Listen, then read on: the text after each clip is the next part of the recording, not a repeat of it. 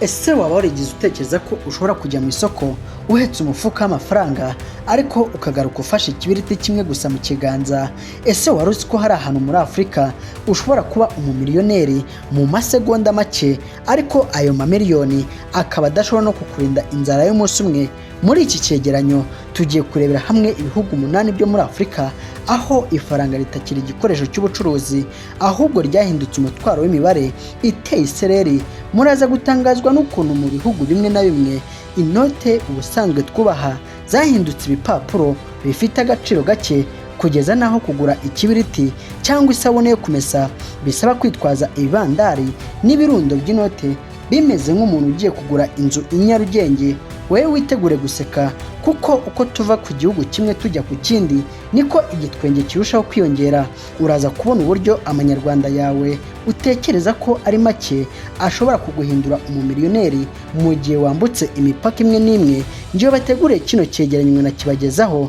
Nitwa Ndayambaye Jean Claude. Icyo nagusaba ni ugukanda subscribe, like, share hamwe na comment ubundi tujye twibanira buri munsi.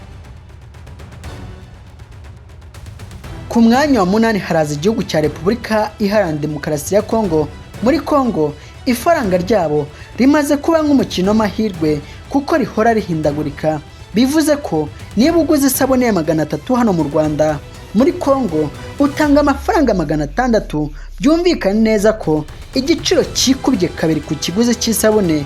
Ikintu giteye amatsiko nuko muri Congo mu mijyi nka Goma cyangwa Kinshasa amafaranga menshi akunda kwangwa n'abacuruzi bitewe n'akanda gato mu gihe idolari ryo ritajya ryangwa. Ikindi kintu gitangaje muri iki gihugu, umuntu ushaka kugura itike y'indege cyangwa y'imodoka ntabwo ashobora gutekereza gukoresha amafaranga yo muri Congo ahubwo akoresha amadolari, kuko ugiye gutega mu mafaranga yo muri Congo byagusaba kwitwaza umufuka w'amafaranga. Ibi bituma amafaranga yo muri Congo akoreshwa mu kugura utuntu duto cyane cyane imboga, amagi cyangwa amakara, naho kwigondera ibindi udafite idolari byagusaba gusoma inyandiko za gihanga. N'ubukungu bunini cyane bufite ifaranga rifite agaciro gato, kuko nubwo igihugu gikize ifaranga ryacyo riri mu ya mbere yataye agaciro mu karere k'ibiyaga bigari. Ku mwanya wa 7 haraza igihugu cy'u Burundi. Uburundi bufite ifaranga riri mu bihe bikomeye cyane, aho ubungubu ifaranga rimwe ry'u Rwanda rihwanye n'amafaranga 2.1 mu gihugu cy'u Burundi. Ibi bivuze ko niba uguze amazi yo kunywa y'amafaranga 500 hano mu Rwanda, mu Burundi uba ugiye gutanga amafaranga 1000 n'amafaranga 50. Bishatse kumvikana ko ifaranga ry'u Rwanda rikubye kabiri iry'u Burundi. Ikintu giteye amatsiko nuko muri iki gihugu cy'u Burundi kugura itike ya bisi ku rugendo rurerure bishobora kugusaba kwitwaza inote nyinshi z'igihumbi, kuko inote nini zaho usanga ari nkeya ugeranyije n'ibintu bikenewe guhahwa.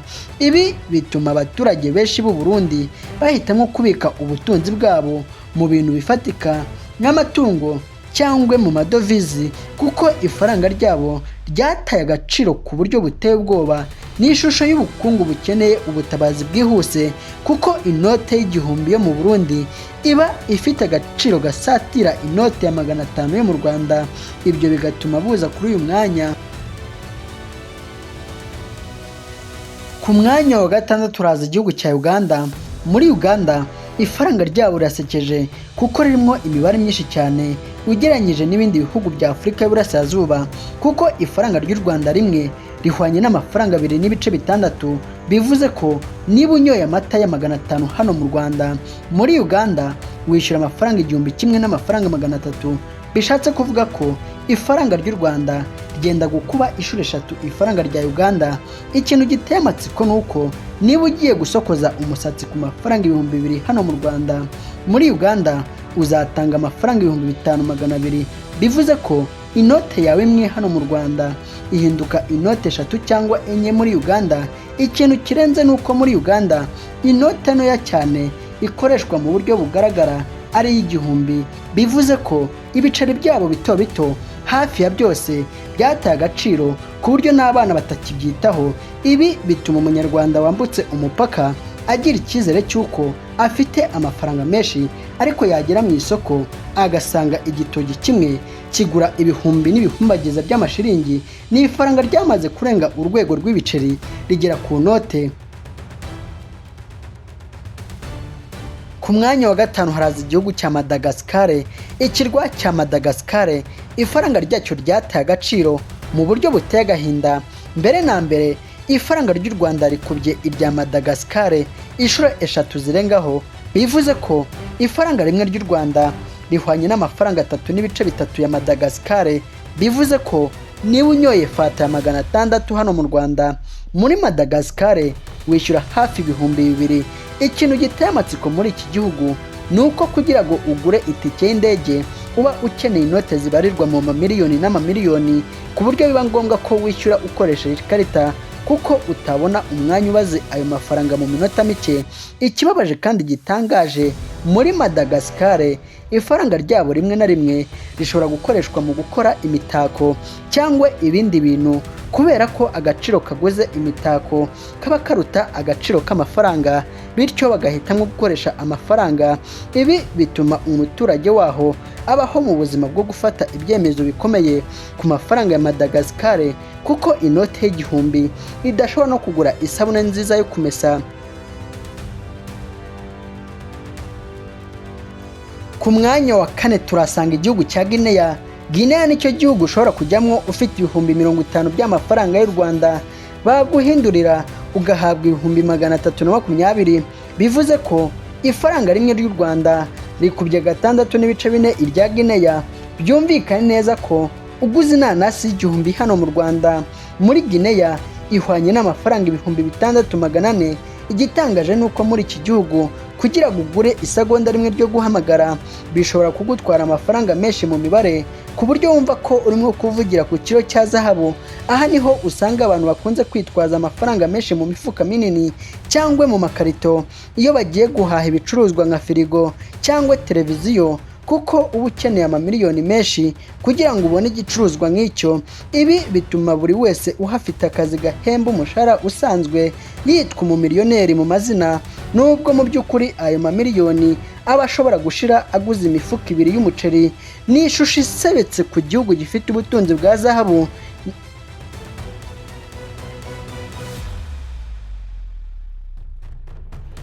Ku mwanya wa gatatu haraza igihugu cya Sierra Leone. Muri Sierra Leone ifaranga ryaho ryitwa Leone rimeze nk'urubura ruba rushonga. Mu by'ukuri ifaranga rimwe ry'u Rwanda rikubye inshuro 15.5 irya Sierra Leone. Bivuze ko ibihumbi 20 by'amafaranga yo mu Rwanda muri iki gihugu bihwanye n'ibihumbi 310. Ikintu gitangaje nuko kugira ngo ugure amavuta yo guteka ugomba kwitwaza inote nyinshi, kugeza naho gucapa izo mpapuro bishobora kuhenda leta kurusha agaciro kazo mu isoko. Ikirenzeho nuko muri iki gihugu umuntu ushobora gutunga inote y'ibihumbi 10 y'abanyarwanda aba afite agaciro k'amarewoni asaga ibihumbi 155. Ibi bituma abacuruzi benshi bahitamo gukoresha imashini zibara amafaranga ndetse no ku bintu bito, kuko intoki zananiwe kubara inote zisabwa kugira ngo ugure ifunguro ry'umuryango. N'ubukungu busaba umutima ukomeye, kuko ifaranga rishobora guta agaciro mu gitondo, ku mugoroba ibiciro bikaba byamaze guhinduka inshuro 2.